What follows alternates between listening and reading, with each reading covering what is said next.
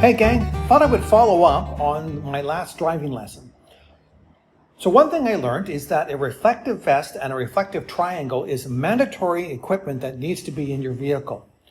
The reflective vest is one of the first things you should put on before you approach another accident if you're going to go help out, or make sure that you have it on yourself when you get into an accident. The reflective triangle needs to be set up about 30 meters before the actual accident. Now this can become tricky when you're on a curvy road, so you actually need to go back even farther, 60 or 90 meters, so there's plenty of time for people to slow down and be aware rather than coming around the corner and seeing that accident. In the last video I talked about right-of-way for people on the right. Okay, so you must yield to the right rule. Now, when you get into some busier roads and highways, of course, that doesn't necessarily apply.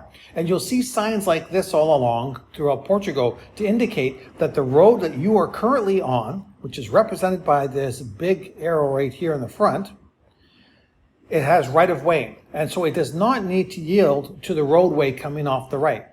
However, it's just a kind of a warning, let you know that there is a road on the right coming up there in case someone decides to try and pull ahead. I think that's a kind of smart idea, especially with some of the corners and stuff that are happening around here.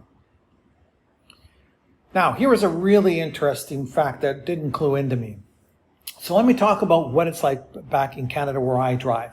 Typically, the roads do not have a dotted line. They are a solid line, so when traffic left and right going back and forth cannot pass. Okay, so a lot of the roads are like that.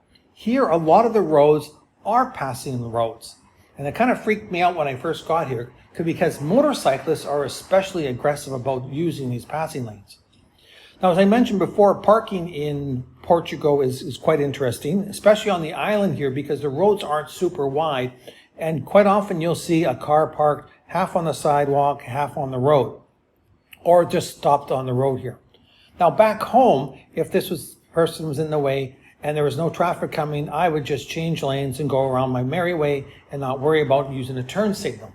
However, because these are passing lanes, and as I mentioned, the motorcyclists are extremely aggressive, if I just start pulling out here and a motorcyclist decides he's going to blast through, he's going to end up either hitting me or I'm going to end up hitting him if I do not use my turn signal.